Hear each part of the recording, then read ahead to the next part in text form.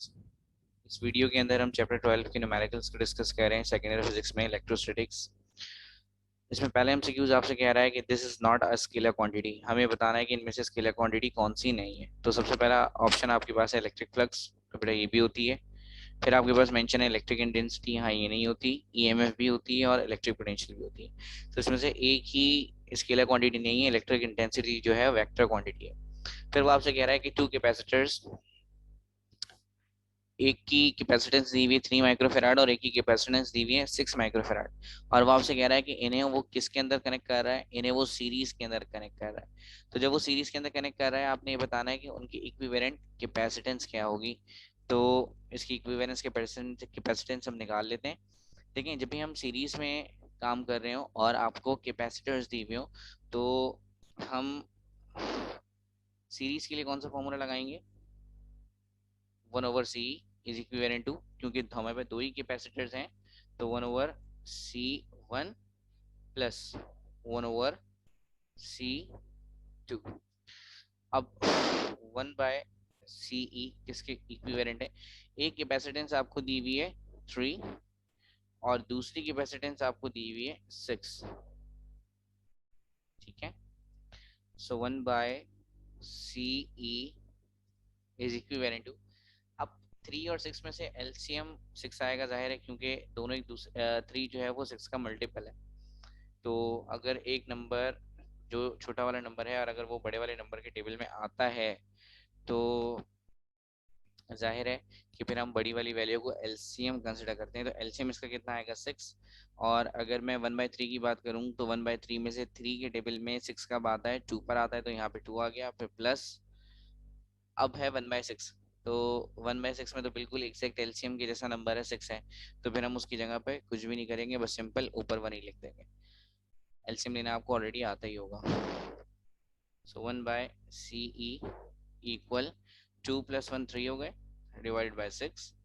और क्योंकि हमें मालूम क्या करना था, 1/CE, अगर हमें सिर्फ C मालूम करना है तो जाहिर है इसकी वैल्यू को हम स्वैप कर देंगे। तो होगा क्या, ये इक्वल के बाद वाली वैल्यू पे स्वैप हो जाएगी, तो ये हो जाएगा 6/3। और आपको पता है कि 6/3 को अगर हम सॉल्व करें तो ये कितना आता है 2। इसका आंसर है 2 माइक्रोफेराड। आसान से एमसीक्यू था, बिल्कुल बच्चों वाला। तो यहाँ पर हम इसे मार्क कर देते हैं, इसका आंसर है 2 माइक्रोफेराड। अच्छा खैर, फिर वो आपसे कह रहे हैं the number of electrons in 1 coulomb charge. बेटा एक कूलम चार्ज के अंदर जो नंबर ऑफ इलेक्ट्रॉन्स हैं वो कितने होते हैं, वो होते हैं 6.25 मल्टीप्लाई 10 की पावर 18 इलेक्ट्रॉन्स। एक कूलम के अंदर एक कांस्टेंट वैल्यू है। इसे आप चाहें तो आप इसको कैलकुलेट भी कर सकते हैं। सॉल्व करने का तरीका भी मैं आपको बता देता हूँ। आपने क्या करना है, हमें पता है कि Q बराबर होता है NE के, ये फॉर्मूला ऑलरेडी आप पढ़ चुके हैं। सो हमें यहाँ पे नंबर ऑफ इलेक्ट्रॉन्स निकालने हैं, तो ये ई को हम इक्वल की दूसरी तरफ भेजेंगे तो ई चला जाएगा डिवाइड के अंदर, और ये हमारे पास फॉर्मूला बन गया नंबर ऑफ इलेक्ट्रॉन्स के लिए। नंबर ऑफ इलेक्ट्रॉन्स को हम एन से शो करते हैं। अब क्यू, वो आपसे कह रहा है कि एक कूलम चार्ज, देखिए लिखा हुआ है the number of electrons in 1 coulomb charge, इसका मतलब क्यू की वैल्यू कितनी है 1, और ई की वैल्यू आपको पता है कांस्टेंट होती है, it is nothing but 1.6 multiply 10 की पावर -19। ठीक है, 10 की पावर -19। और अगर आप इसे सॉल्व कैलकुलेटर से सॉल्व करेंगे, तो आपके पास जो आंसर लिखा हुआ आएगा वो आएगा 6.25 मल्टीप्लाई 10 की पावर 18। ठीक है, तो ये भी बिल्कुल आसान सा एमसीक्यू था, बिल्कुल बकवास। फिर वो आपसे कह रहा है कि if the area of the plates of a parallel plate capacitor is double. याद रखिएगा कैपेसिटेंस जो है, कैपेसिटेंस डायरेक्टली प्रोपोर्शन होती है एरिया के, और कैपेसिटेंस इनवर्सली प्रोपोर्शन होती है डिस्टेंस के। तो डिस्टेंस का मतलब सेपरेशन बिटवीन टू प्लेट्स। तो अब वो आपसे कह रहा है कि उन्होंने एरिया को डबल कर दिया, तो एरिया पर डायरेक्टली प्रोपोर्शनल है कैपेसिटेंस। तो अगर एरिया डबल होगा तो जाहिर है कैपेसिटेंस भी डबल हो जाएगी। इसका आंसर है डबल।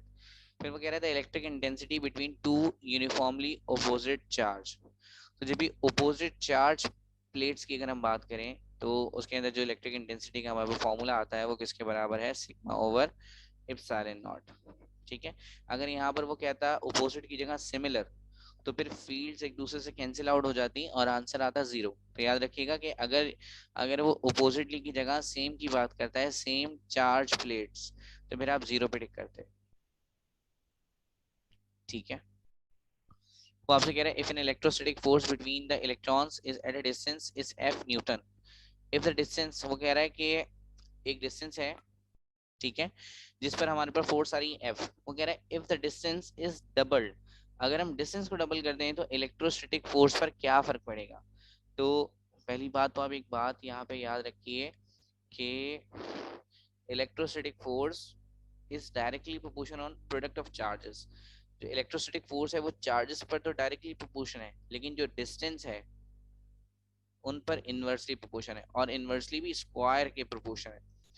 सो इसको अगर हम मैथमेटिकली देखें तो आप चाहें तो इसे मैथमेटिकली भी सॉल्व कर सकते हैं। मैं इसको सॉल्व करता हूँ आपके सामने, ठीक है। याद रखिएगा F is inversely proportion, F is inversely proportion, F जो है वो इनवर्सली प्रोपोर्शन है, ठीक है। इनवर्सली प्रोपोर्शन है किसके, आर स्क्वायर। तो यहाँ पर मैं लिख रहा हूँ 1/r स्क्वायर। अच्छा, 1/r स्क्वायर की इनवर्सली प्रोपोर्शन है।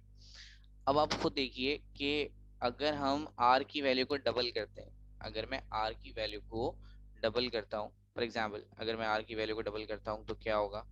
r की वैल्यू डबल करने से,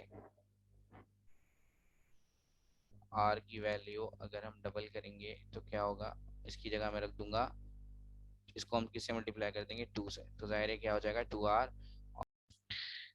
ठीक है, तो जब आप 2 का स्क्वायर निकालेंगे तो 4 आएगा, और r का स्क्वायर निकालेंगे तो r ही आएगा। तो बिल्कुल आसान सा एमसीक्यूज था। जब आप डिस्टेंस को डबल कर देंगे तो डिस्टेंस का स्क्वायर का जब डबल होगा तो डबल की वजह से, जब डबल का स्क्वायर होगा तो 4 आएगा, और इसी वजह से 4 जो है वो 4 गुना कम हो जाएगी, क्योंकि इनवर्स रिलेशन है। फिर वो आपसे कह रहा था relation between delta we and delta R, तो ये बराबर होता है इलेक्ट्रिक इंटेंसिटी के। ये तो एग्जैक्ट रट्टा है। फिर वो आपसे कह रहा है decreasing the separation of two positive charges by 1/2। अगर हम इलेक्ट्रोस्टैटिक फोर्सेस ऑफ रिपल्जन के अंदर बिल्कुल अभी सेम यही आया है कि अगर आप डिस्टेंस को, टू अपोजिट चार्जेस के दरमियान की जो सेपरेशन है, सेपरेशन का मतलब दोबारा डिस्टेंस की बात कर रहा है, उसे आप डिक्रीज कर रहे हैं पहले, आप उसे डिक्रीज कर रहे हैं 4 टाइम्स, ठीक है। डिक्रीजिंग द सेपरेशन नहीं, decreasing the separation of two positive charges by 1/2। हाँ, आप डिस्टेंस को क्या कर रहे हैं, आधा कर रहे हैं। अब आप डिस्टेंस को आप आधा करेंगे तो फोर्स डबल होनी चाहिए, क्योंकि इन्वर्सली प्रोपोर्शन है, लेकिन उस आर पर स्क्वायर भी लगा हुआ है, और अगर उस आर पर स्क्वायर मेंशन है तो जाहिर है जब आप स्क्वायर निकालेंगे उस वैल्यू का तो वो 4 टाइम्स हो जाएगी। तो क्योंकि आप वैल्यू को हाफ कर रहे हैं आर की, तो एफ की वैल्यू 4 टाइम्स बढ़ेगी, 4 टाइम्स बढ़ेगी, ठीक है। अगर आप आर को डबल करते हैं तो फोर्स 4 गुना कम हो जाती है, और अगर आप डिस्टेंस को आधा करेंगे तो फोर्स 4 गुना बढ़ जाएगी, अपोजिट रिलेशन है। When dielectric placed in an electric field it becomes, जब आप डाइलेक्ट्रिक मीडियम रखते हैं कैपेसिटर के अंदर या किसी भी चार्जेस के दरमियान, तो होता क्या है फिनोमेना, यहाँ पर पोलराइजेशन स्टार्ट होना शुरू हो जाती है, ठीक है। फिर आपसे वो कह रहा था capacitance of parallel plate capacitor does not depend. तो देखें कैपेसिटर की जो प्लेट्स हैं वो एरिया पे डिपेंड करती हैं।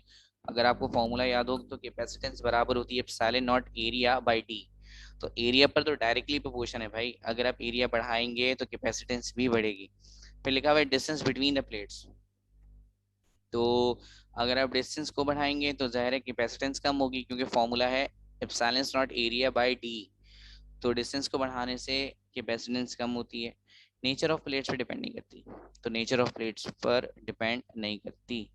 अच्छा, फिर उसके बाद लिखा हुआ है मीडियम बिटवीन द प्लेट्स, तो बेटा मीडियम पर भी डिपेंड करती है। अगर आप डायलेक्ट्रिक मीडियम लगा रहे थे तो आप ये देख रहे थे कि कैपेसिटेंस पे फर्क पड़ रहा था।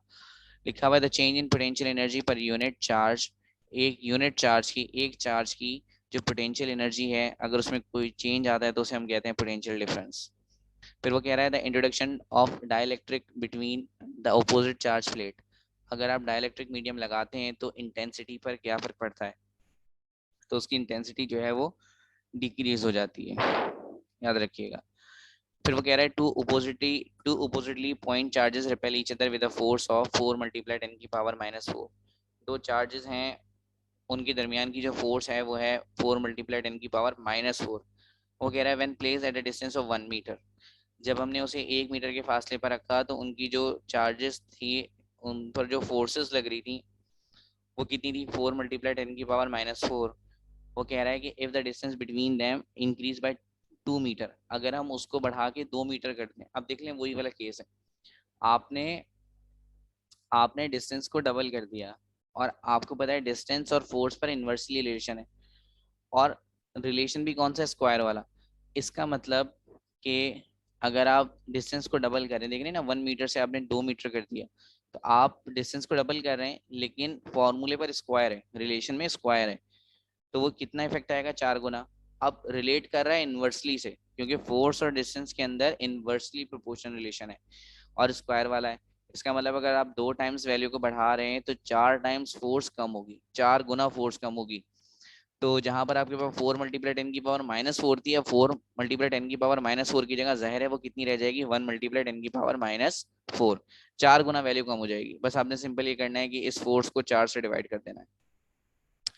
फिर वो आपसे कह रहा है electric flux through the surface of the sphere which contains a charge at its center depend upon।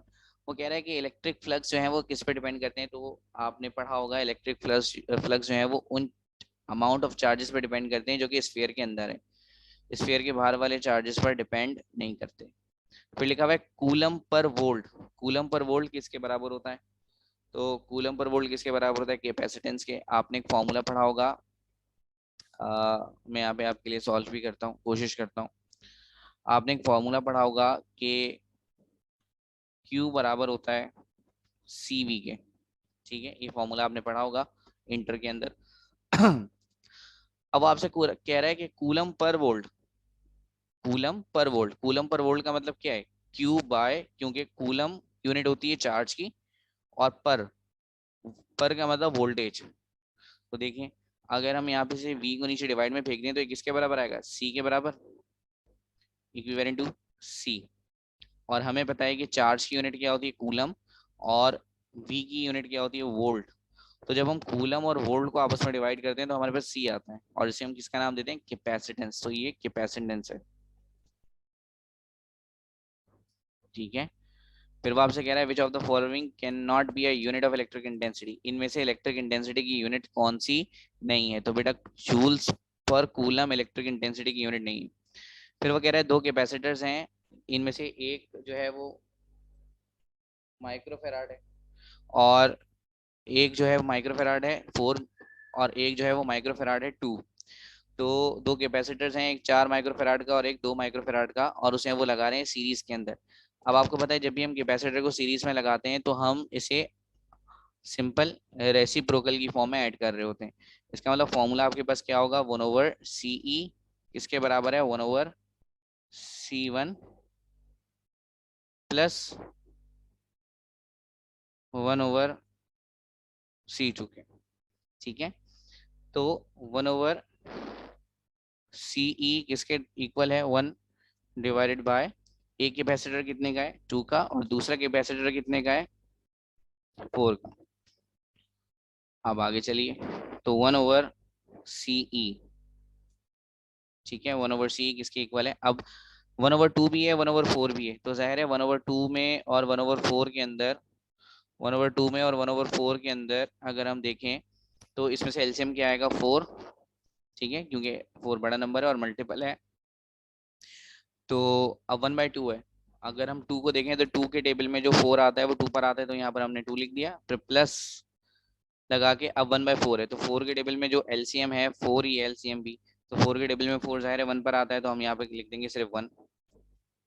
अब नेक्स्ट स्टेप में क्या है, 1/CE इज इक्विवेलेंट टू 3/4। अब हमें तो सी मालूम नहीं करना, 1/C मालूम नहीं करना, हमें तो CE मालूम करना है, तो वैल्यू हमारी क्या हो जाएगी, स्वैप। जब वैल्यू स्वैप हो जाएगी तो क्या हो जाएगा, 4/3। और अगर आप 4/3 को सॉल्व करते हैं तो दैट इज नथिंग बट 1.33। तो इसका आंसर आपके पास क्या आएगा, 1/33। तो कैपेसिटेंस आपके पास आनी चाहिए 1/33 माइक्रोफेराड। तो मैं यहाँ पर इसको टिक कर रहा हूँ।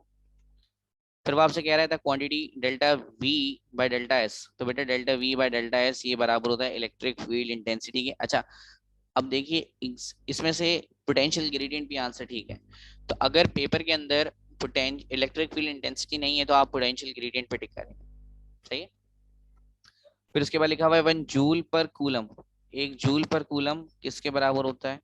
तो अगर आप इसे देखें तो जूल यूनिट होती है वर्क की और कूलम यूनिट होती है चार्ज की। तो W/Q किसके बराबर होता है? W/Q बराबर होता है वोल्टेज के। तो यहाँ पर आपको ये वोल्टेज के लिए दिया हुआ है तो उसकी यूनिट होती है V, वोल्ट। अभी आपने थोड़ी देर पहले पढ़ा था कि वर्क डन बराबर होता है V इंटू क्यू के। तो क्यू अगर मैं नीचे फेंक दूं तो W/Q बराबर होगा V के। तो W की यूनिट होती है जूल और क्यू की यूनिट होती है कूलम। तो जूल पर कूलम जाहिर है V के बराबर होगा वोल्ट के। फिर वो कह रहा था presence of dielectric between the plates of a capacitor. अगर हम डाइलेक्ट्रिक मीडियम को लगाते हैं प्लेट्स के दरमियान तो जाहिर है कैपेसिटेंस बढ़ जाती है। अभी आपने पढ़ा था थोड़ी देर पहले। तो सिंपल सा ये आंसर है, क्योंकि हम कोई भी अगर मटेरियल लगाते हैं तो वो यूजुअली एयर से डेंसर ही होता है। The change in potential energy per unit charge between. तो एक चार्ज की पोटेंशियल एनर्जी में जो चेंज आता है उसे हम कहते हैं पोटेंशियल डिफरेंस। फिर वो कह रहा है two capacitor 5 microfarad and 7 microfarad are connected in parallel. अब देखें कैपेसिटर के केस में अगर आप पैरेलल कनेक्ट करते हैं तो पैरेलल में तो हम सिंपल ऐड कर देते हैं। तो 5 और 7 को क्योंकि पैरेलल में लगे हुए तो सिंपल ऐड कर दीजिए तो आंसर कितना आएगा 12। The force per unit charge. Force per unit charge किसके बराबर होता है? इलेक्ट्रिक पोटेंशियल के, सॉरी इलेक्ट्रिक फील्ड इंटेंसिटी के। इलेक्ट्रिक फील्ड इंटेंसिटी ई बराबर होता है F/Q के। फिर वो आपसे कह रहा है electric intensity between two similar charges. ये मैंने आपको शुरू में ही बताया था कि अगर हम अपोजिट चार्जेस की बजाय सिमिलर चार्ज प्लेट ले लें तो क्या होगा? आप सिमिलर चार्ज प्लेट में से सिमिलर लाइंस निकलेंगी और वो एक दूसरे को रिपेल कर रही होंगी। तो जो इलेक्ट्रिक फील्ड इंटेंसिटी आएगी वो 0 के बराबर आएगी। फिर वो कह रहा था electric flux through the surface will be minimum. Minimum surface कब होगा? जब एंगल कितना होगा ई और डेल्टा ए के दरमियान। तो इसको सिंपल है, इसको मैं सॉल्व करने की कोशिश करता हूँ आपके लिए। देखिए ई डेल्टा में नहीं लगा रहा, आप समझ लीजिएगा डेल्टा लगा हुआ है। तो ई डेल्टा ए को अगर आप सॉल्व करें, इन पर वेक्टर्स होते हैं। तो जब आप इसे सॉल्व करेंगे तो ये फॉर्मूला क्या आएगा? ई डेल्टा ए कॉस थीटा। ठीक है, कॉस थीटा। अब कॉस थीटा के अंदर अगर मैं एंगल, अब देखें वो आपसे कह रहा है कि मिनिमम चाहिए। अब जाहिर है कॉस अगर मैं 90 रखता हूँ तो मुझे पता है कि कॉस 90 किसके बराबर होता है? 0 के बराबर। और अगर कॉस 90 0 के बराबर होता है तो फिर पूरा इलेक्ट्रिक फ्लक्स क्या हो गया? 0। और 0 हम मिनिमम वैल्यू को कहते हैं। इसका मतलब इलेक्ट्रिक फ्लक्स 90 डिग्री पर मिनिमम होता है और 0 डिग्री पर मैक्सिमम होता है। ठीक है, तो इसका सिंपल सा आंसर है 90 डिग्री। फिर वो आपसे कह रहे हैं decreasing the separation between two identical charges by 1/2 causing the repulsive to become. अभी मैंने आपको बताया था कि फोर्सेस और रिपल्सिव फोर्सेस हो या अट्रैक्टिव फोर्सेस हो तो फोर्सेस और डिस्टेंस के दरमियान या सेपरेशन के दरमियान आर की बात हो रही है, इनवर्स रिलेशन है और वो भी स्क्वायर का। तो वो आपसे कह रहे हैं कि 1/2 हम आधी कर रहे हैं और जाहिर है आधे का अगर आप स्क्वायर निकालेंगे तो वो आधे का स्क्वायर होना तो अब डबल चाहिए था, फोर्स डबल होनी चाहिए थी, लेकिन क्योंकि स्क्वायर रिलेशन है तो वो स्क्वायर की वजह से और उल्टा डबल इफेक्ट आएगा तो 4 टाइम्स। मैंने आपको बताया था कि अगर आप सेपरेशन या डिस्टेंस आधा कर देते हैं तो फोर्स 4 गुना बढ़ती है और अगर आप डिस्टेंस बढ़ा देते हैं, डबल कर देते हैं तो फोर्स 4 गुना कम हो जाती है। तो अभी वो कह रहा है कि 1/2 इसका मतलब आधा कर दिया है तो फोर्स जाहिर है 4 गुना बढ़ जाएगी। If the separation between the plates and the area of the parallel plate capacitor are double। हमें पता है कि पैरेलल प्लेट कैपेसिटर की जो कैपेसिटेंस होती है वो एरिया पर डायरेक्टली प्रोपोर्शन है और सेपरेशन पर इनवर्सली प्रोपोर्शन है। तो जब आप एरिया को डबल करें, अभी वो कह रहे हैं कि सेपरेशन भी डबल हो रही है और एरिया भी डबल हो रहा है। तो जब आप सेपरेशन को डबल करेंगे तो कैपेसिटेंस आती हो जाएगी और जब आप एरिया को डबल करेंगे क्योंकि एरिया पर डायरेक्टली प्रोपोर्शन है कैपेसिटेंस तो एरिया की वजह से कैपेसिटेंस डबल हो जाएगी। तो आधी थी फिर डबल हुई, इसका मतलब जहां पर लाई कर रही थी वहीं पर लाई करेगी तो रिमेन सेम, क्योंकि सेपरेशन की वजह से कम होगी और एरिया की वजह से बढ़ेगी। तो कम भी हो रही है, बढ़ भी रही है, इसका मतलब कि वो एक्चुअल में उतनी ही है। On equi potential surface, equi potential surface एक ऐसी सरफेस होती है जहां पर पोटेंशियल सेम होता है, और अगर वहां पर पोटेंशियल सेम होता है तो वर्क डन होता नहीं है, क्योंकि वर्क डन जब ही होगा जब पोटेंशियल में फर्क आता है। तो लिखा हुआ equi potential surface work done in a moving charge particle is zero, क्योंकि सेम पोटेंशियल है, पोटेंशियल में फर्क आएगा तो वर्क डन होगा। तो पोटेंशियल में जब पोटेंशियल में चेंज ही नहीं है, इक्वी पोटेंशियल है, सेम पोटेंशियल है, तो वर्क डन तो होगा ही नहीं, जीरो के बराबर होगा। If a dielectric having epsilon r, relative epsilon की वैल्यू दी हुई 2 टाइम्स, तो अगर इसकी वैल्यू 2 टाइम्स है तो जाहिर है कैपेसिटेंस भी क्या हो जाएगी, डबल। क्यों? क्योंकि आप एप्सिलॉन्स की वैल्यू को डबल कर रहे हैं, तो जाहिर है कैपेसिटेंस की वैल्यू भी कितनी हो जाएगी, डबल हो जाएगी। ठीक है, तो यहाँ पर हमारे चैप्टर 2 के कुछ एमसीक्यूज कवर हो गए। तो फिलहाल हम इस वीडियो को इतना ही रखते हैं। अल्लाह हाफिज़।